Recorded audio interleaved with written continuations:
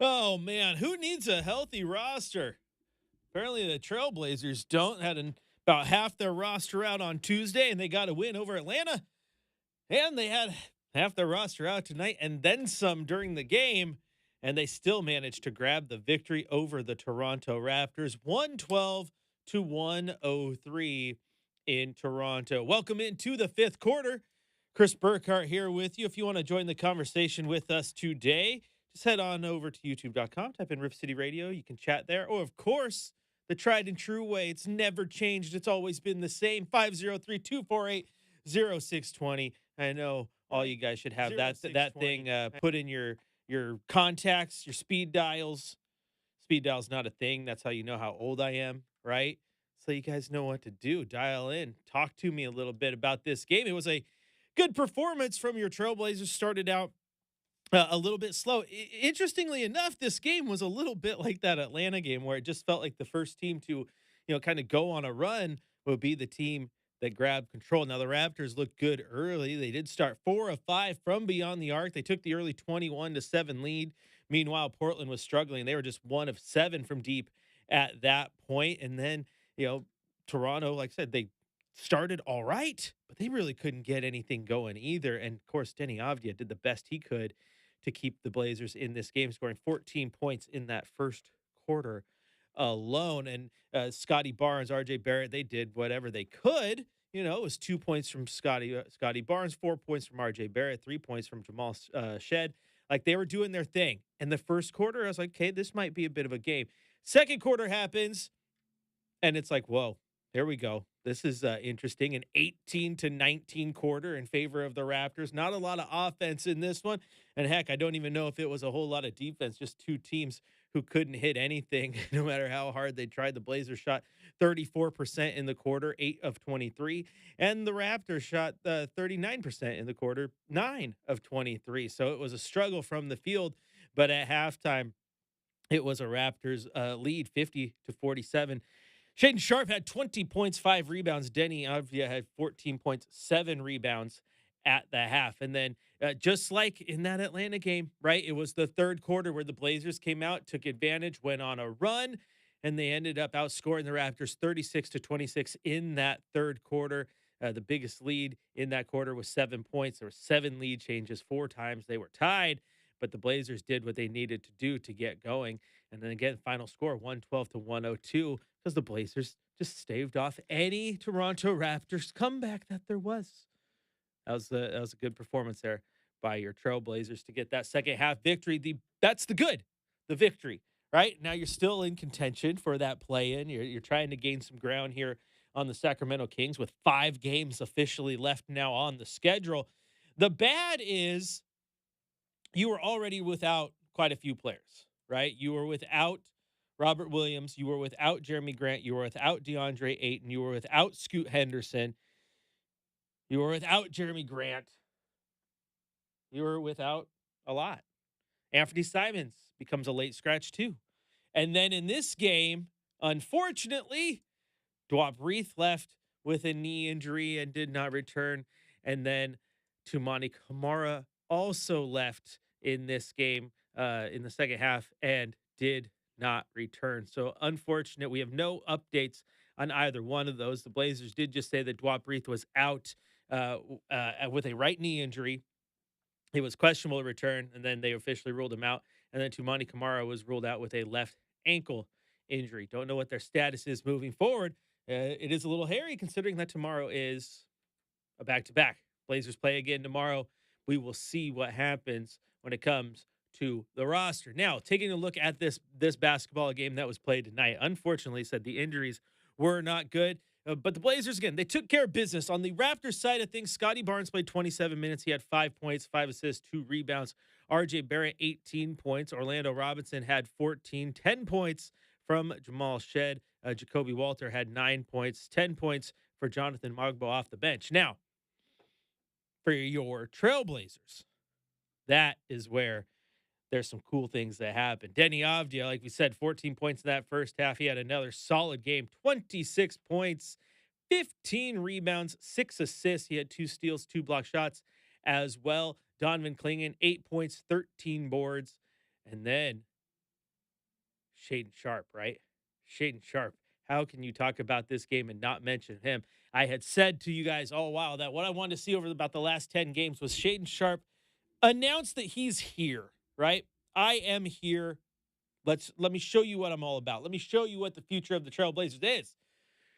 Well, after having that 30-point game yesterday with 15 boards and a nice double-double, he backs that up today, tying a career high with 36 points, 6 rebounds, 5 assists. He also had 2 steals in this one.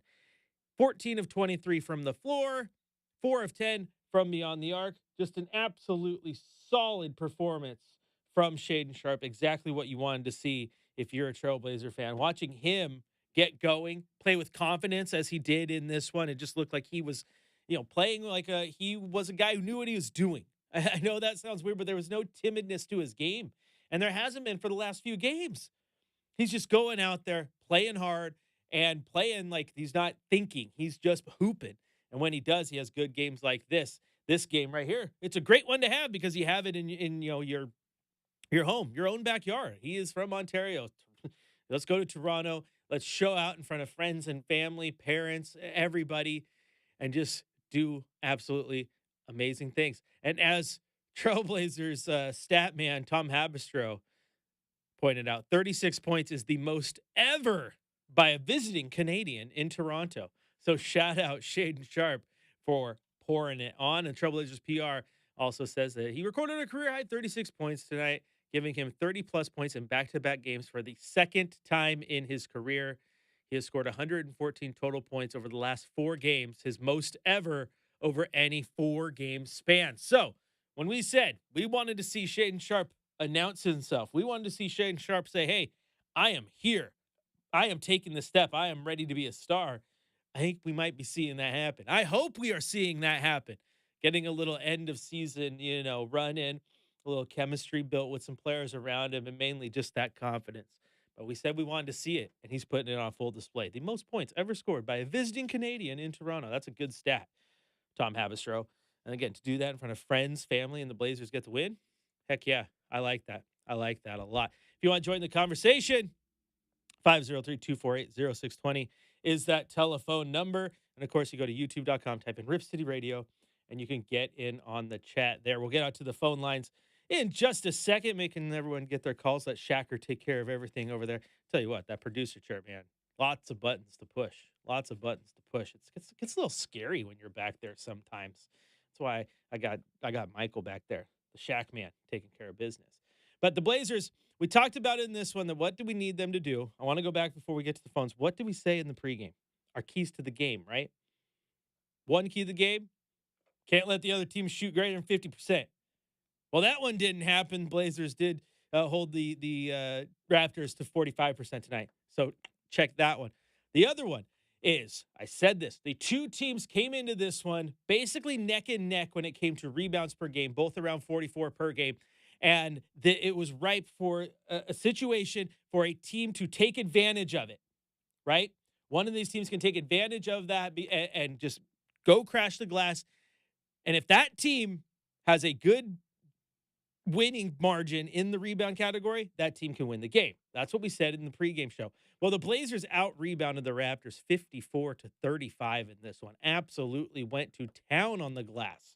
Like we said, 15 from Avdia, 13 from Klingon, 3 from Tumani before he left with an injury, 3 from Delano, 6 from Shaden Sharp. Matisse Thybulle had 3. Jabari Walker had 4. Every single Blazer player who played in this game had a rebound. That's exactly what you needed from them tonight. And I think that's a real big reason they were able to get this victory and make sure Toronto didn't come back. All right, let's head out to the phone lines now, where we'll head out to our friend Tall Tim. It's been a minute since he's called in. Tall Tim, how we doing? Well, I better get in here before the season grinds down to the bitter end. I don't think we're going to make the play-in, but what I like about this season is that we've balanced that fine division between trying to make sure you get a decent new talent and show improvement for the team. And I think you have to say, the draft pick at this point, okay, 11, 10, 8, 9, whatever. It doesn't matter, right? Well, they'll find somebody good. But they've definitely shown improvement, and just the ability to, even though the games they've lost, we haven't really gotten blown out in a while. And they're in the games. They make whoever really needs to win a game. They make them win a game. Sometimes they run away with it a little bit, but and I think what we're seeing is there's four guys on this team that are for sure's, and you saw them tonight. Other than Banton, the four guys that started, that's the team. And we got, and that's amazing. We've already established four guys. They're the core of the team. Now, I think there's still a little bit of question mark of do we have the right point guard, other guard? That's kind of yet to be determined. But again, we saw great improvement from Scoot this year. But not to say that there could be another piece there that just might work better. And I really like what Sharp has put in the last third of the season, I guess, because this is really only a second full year. Really, he's a second-year player because of the long injury he had. But he's just showing he's got all of the facets of an offensive player. His 3-point shots finally come around. He's got 2 points. He can get to the rim.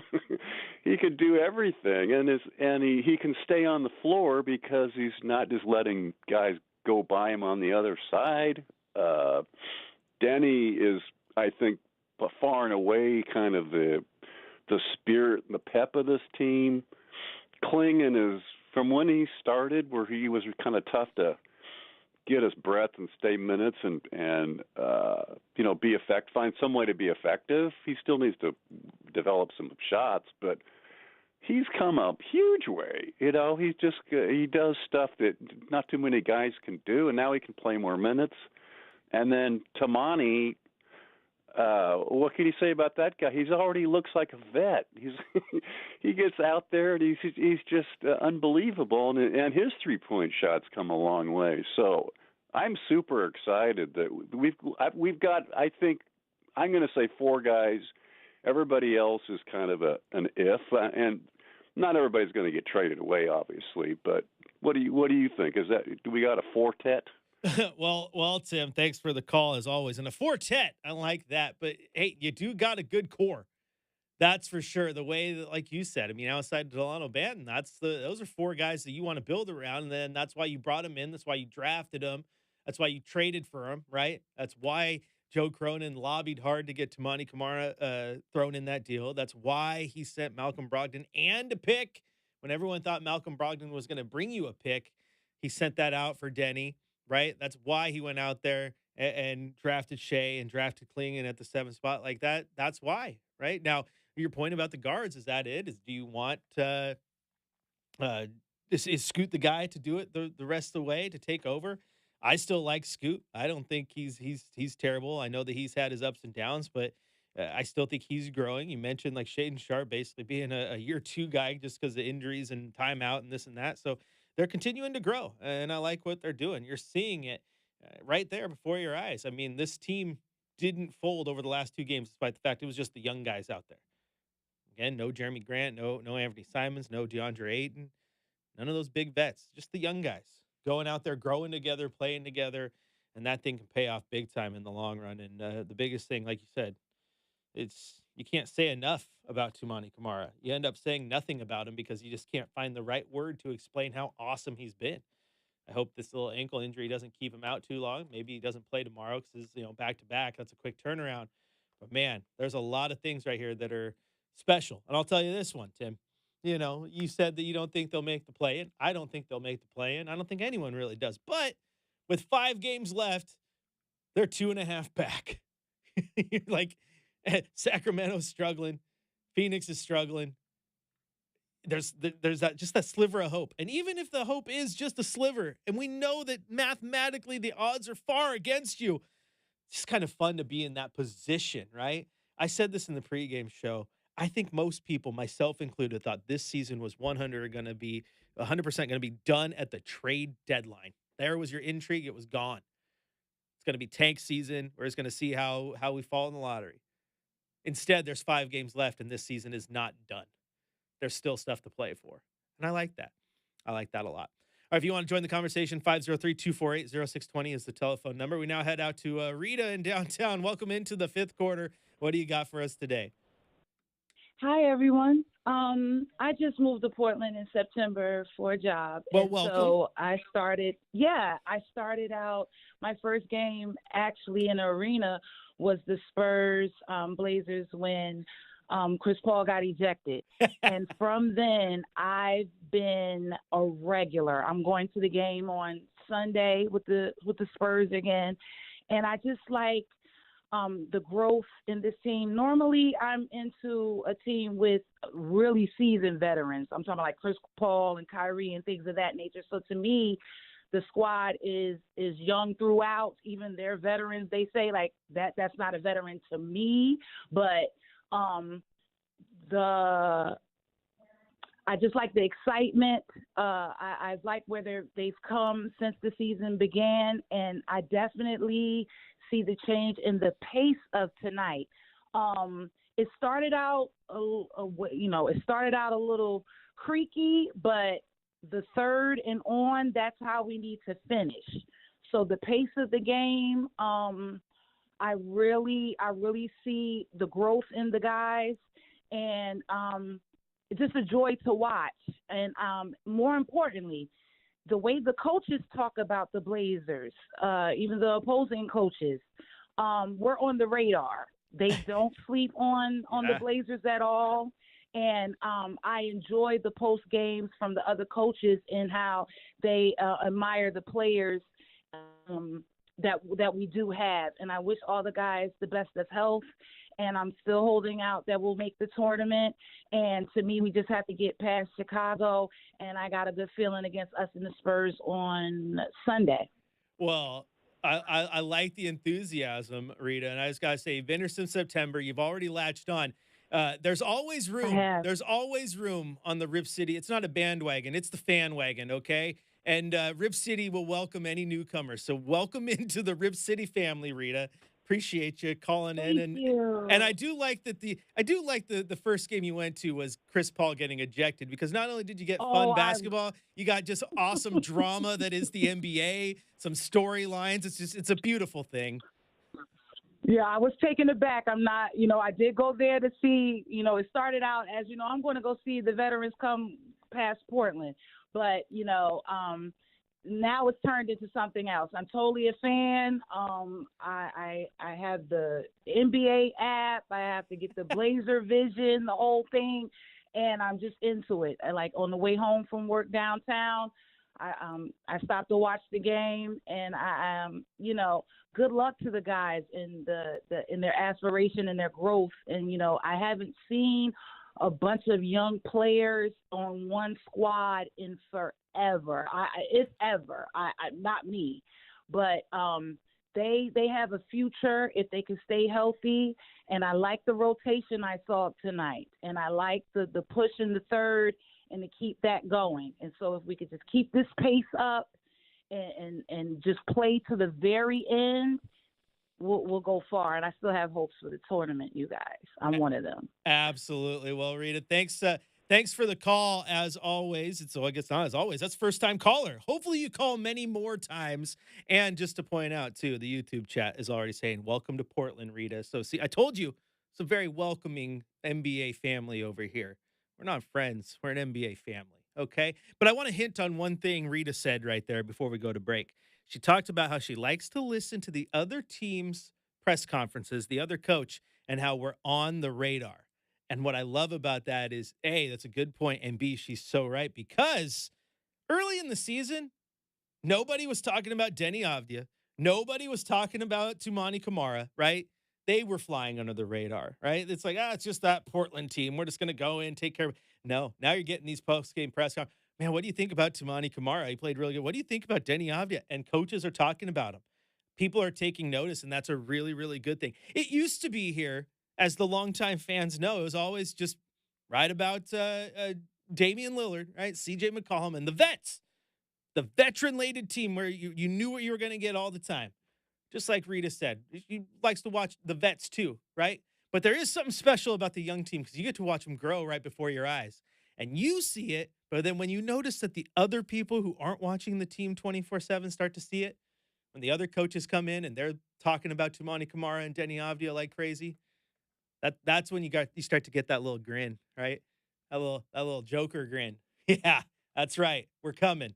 We're building, and it is something special. If you want to join the conversation, 503-248-0620 is the telephone number. You can also go over to youtube.com, type in Rip City Radio, and get in on the conversation there, where XC Depp says, "Hi, Chris. Hi to you." Out there on the East Coast, taking this in, having some fun. Come join the chat over there. Ask me your questions or comments, and of course, call on in. Got to take a quick break. When we come back, we're going to get the drive of the night and the shot of the night. Continue to talk about this game the Blazers played up in Toronto. Once again, Blazers went up north, even though Portland's the more north, and grabbed the 112-103 victory over Toronto. This is the fifth quarter, presented by Coors Light on your home of the Blazers, Rip City Radio 620.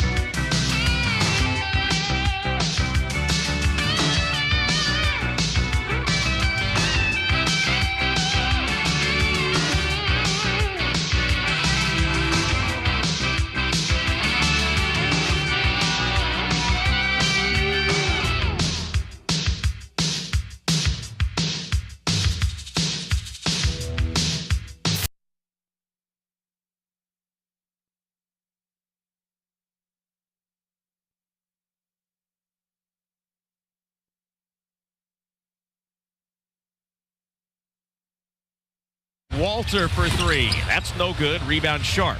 Looks behind him as he brings it across. Tosses to Denny, who slips through and banks it in. And the Blazers are in front, 62-60.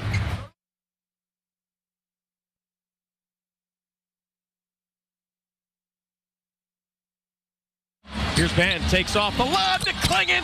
The two-hand smash. A terrific feed from Delano Banton. Blazers lead by 9, their largest advantage of the game.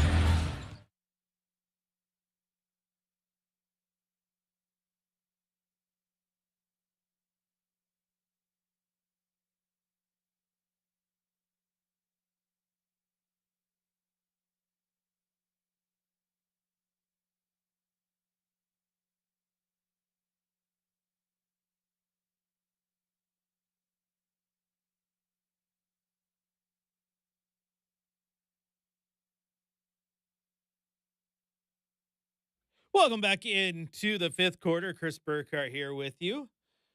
Talking about this Blazers Raptors game. Blazers went in and got that victory, and they're still clinging on to hopes of getting into the play in. Of course, still looking at the draft lottery as well, because that's a thing. That's a thing as well. They're all right there. They're having some fun. Things are getting a little interesting. If you want to join the conversation with me today, 503-248-0620 is the telephone number. And of course, YouTube.com, type in Rip City Radio. You can join the chat there as well, where Kirk says, I agree with Rita. Yeah, this young team is special, and we don't really have those vets right now, and it's beautiful. It is beautiful. Sean asked a good question. If the season started on January 1st, where would the Blazers rank in the West? Well, a quick search tells me StatMuse comes up with the numbers. Of course, we'll see how accurate that is, but the Blazers would be 10th in the West, so they'd be locked in. They would have, They'd have a slight lead on the Suns, but they would be 10th, 23 and 22. Kings are 22 and 21. Thunder are 37 and 7 in that time span. Holy smokes.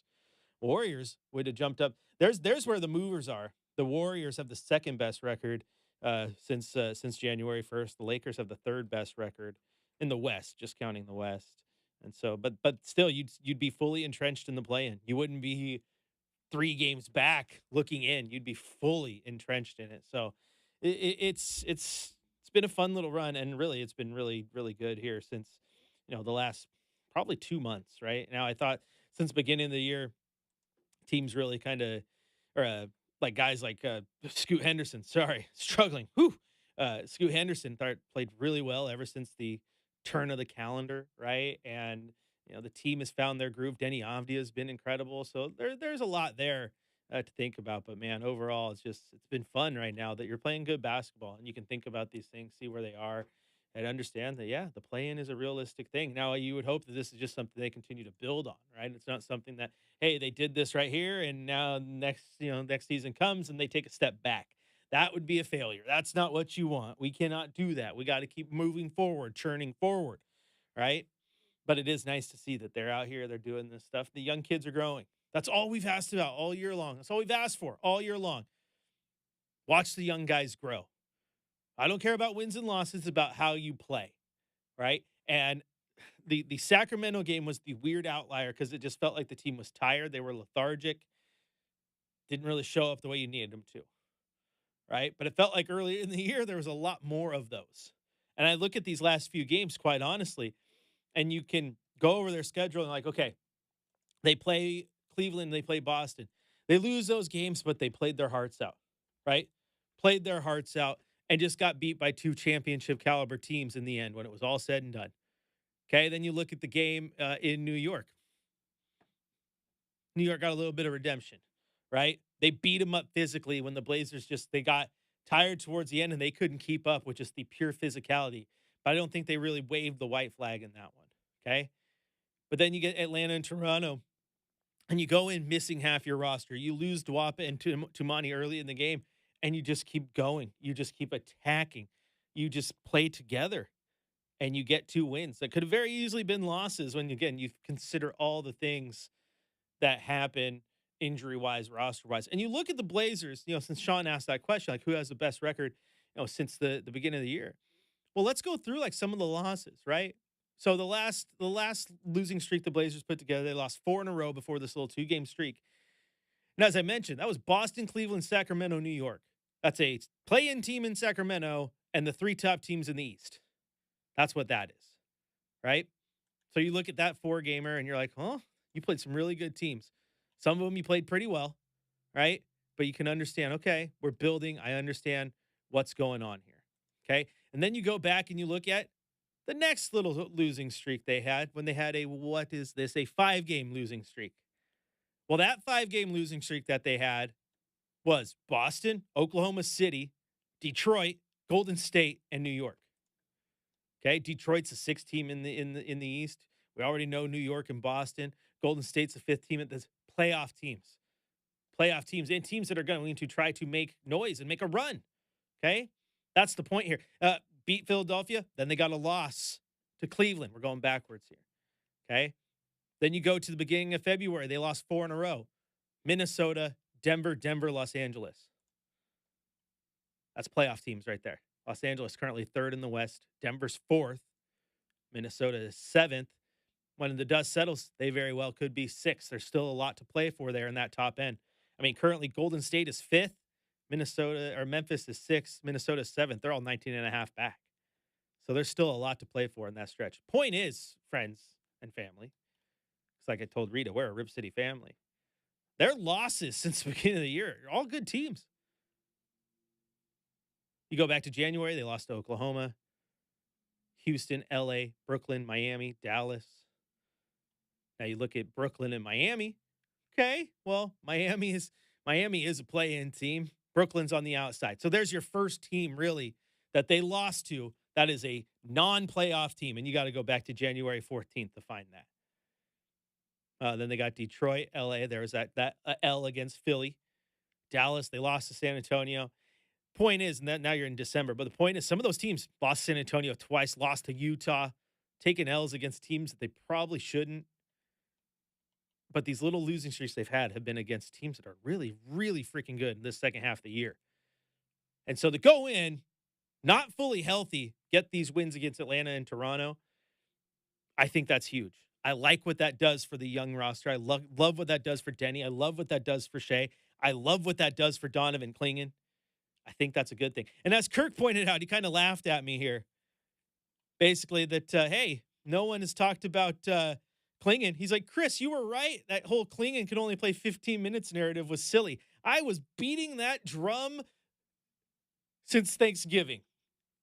This idea that, oh, your 7th overall pick, guy who's been playing all this back, can't play more than 12 minutes. Oh, he doesn't have the conditioning. No, you just put him deep on the, buried him on the depth chart for a minute, and then you tried to find little excuses. And we'd get out there and you get hosed by smaller lineups. But I was also a big guy who was saying, get him out there. Let him get hosed. Let him learn from those situations. Well, let me tell you what, he's learning from those situations. He's playing better, and he's playing big minutes, 30 minutes tonight. Yeah, I think he's over this whole I can't play more than 12 because he's looking good. He's playing well. Offensive game still leaves a bunch to be desired. I mean, a bunch. Offensively, he's the worst center on the team. That's not controversial. Dwap has the jump shot. Robert Williams loves to play above the rim. DeAndre Ayton is versatile offensively. Donovan Clingan is the worst offensive center that they have. But boy, howdy, does he know how to clean glass and block shots. And that's what you need him to do. Pretty good at his job, I would say. Pretty darn good. All right, if you want to join the conversation, 503-248-0620 is that telephone number.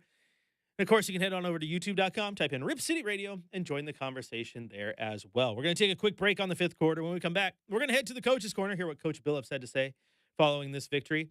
We're going to hand out a game ball. We're going to continue to answer your questions over there on the chat and the phones. Once again, 503-248-0620. Blazers go into Toronto, grab the 112-103 victory over the Raptors. This is the fifth quarter presented by Coors Light on your home of the Blazers, Rip City Radio 620.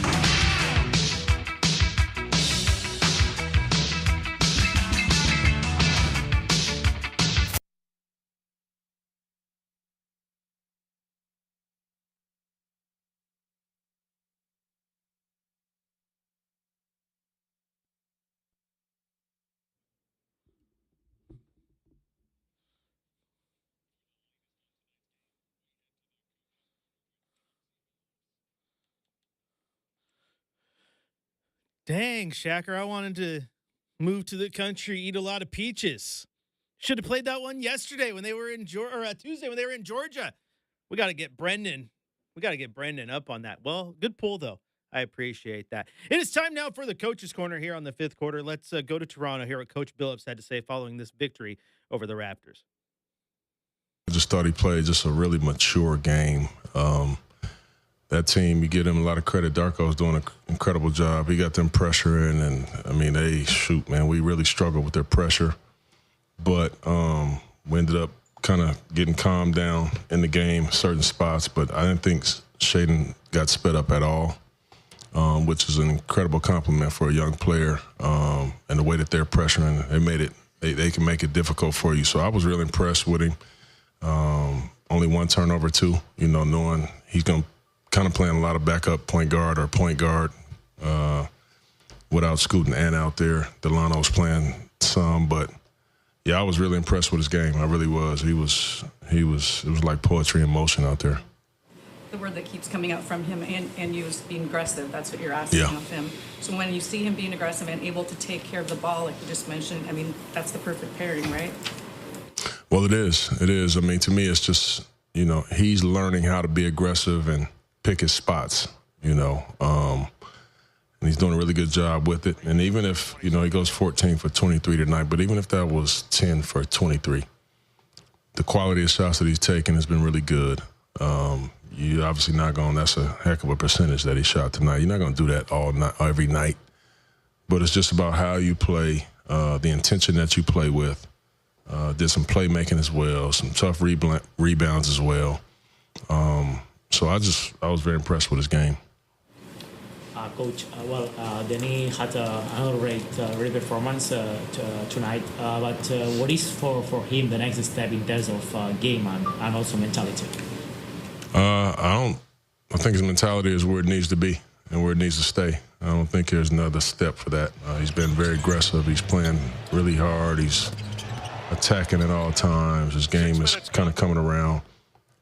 He gets sped up in a lot of these situations. In another game, we had 7 turnovers, something that you got to live with an aggressive attacking player. But as he gets more comfortable with it, that 7 goes to 3,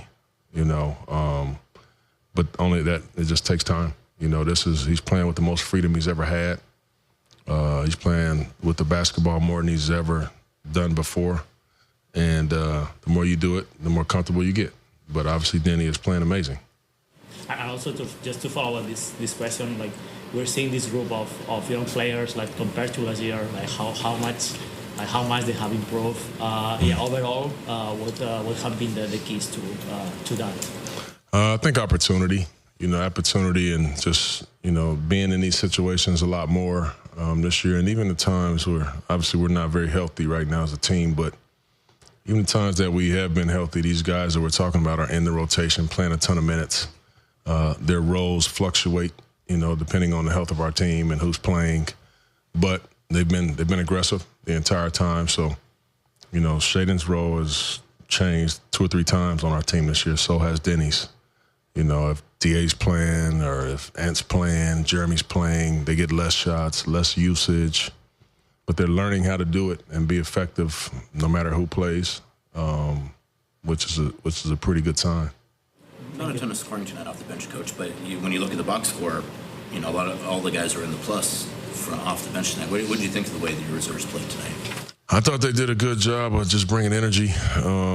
We knew that this was going to be a wrestling match, man. We knew it. 2 teams that are almost we both play alike. We're both very aggressive. We both try to attack you with the offensive glass. We both try to pressure you full court. We knew that it was going to be, a dogfight.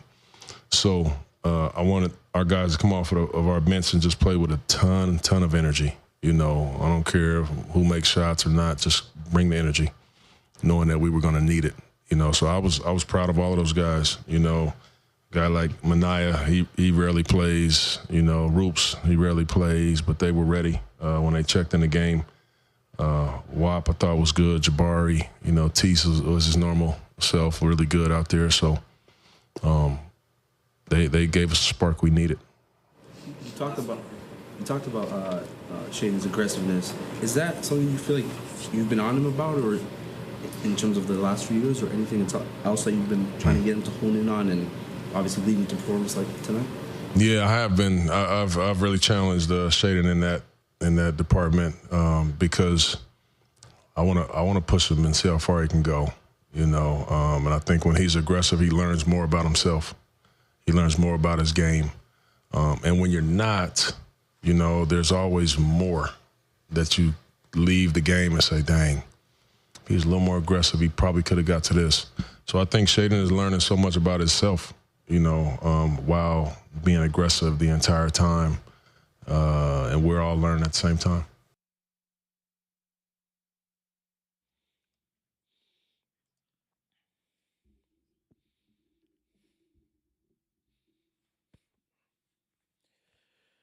Time now to hand out a game ball, and I think the game ball is going to go to the guy that Coach Billups was talking about at the end of that presser right there. It's got to go to Shaden Sharp. He's progressing so well. He's having the best 4-game stretch of his entire career, back-to-back 30-point games, 36 points tonight, tying a career high. Still had 6 rebounds, 5 assists. He's finding ways to fill it up. This is the Shaden Sharp we want. This is the Shaden Sharp we've hoped for a while, and to see it now, it's pretty awesome. It's pretty awesome. He gets that nod. And Kobe chimes in on the YouTube chat. He said Denny had one subpar quarter as he's developing, and he's still into it 26, 15, and 6. That's star quality numbers. I mean, and he did. It was the second quarter. Second quarter, he pretty much didn't do anything. But to his credit, one thing I love about him is the way he goes out there and he just sets the tone early, right? You're starting to understand what you're getting with him, right? Very similar to the Damian Lillard type. Like, you knew every single game that Damian Lillard was going to test the waters. He was going to come out slow, and he was going to defer, and he was going to really see what the defense was giving him. And then, midway through the second quarter, third quarter, he knows what's going. He goes off. He plays with it a little bit, figures it out. Boom, there it is. Denny's doing that, just going in and just attacking, and figuring it out that way. But point is, what makes them similar is that you're starting to realize they play the same way every time, right? There's no guesswork in. And so you're starting to understand what you have with Denny, which is absolutely huge. And he goes out there and does these things. And again, as Kobe said, still has a solid night, despite the fact the second quarter, he didn't do anything.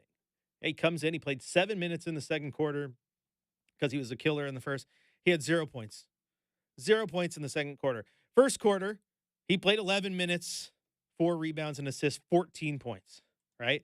Third quarter, 10 minutes, he had 8 points. Fourth quarter, he plays just 4.5 because they didn't need him for the large chunk at the end of it, and he still got 4 points in.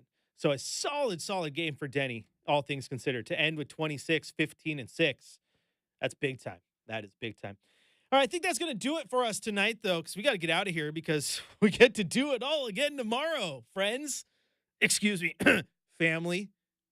Thanks to Rita for that call. I'm going to make sure I keep it. It's Rip City family. That's why on Courtside I always tell you I love you. You love your family. Brothers don't shake hands. Brothers gotta hug.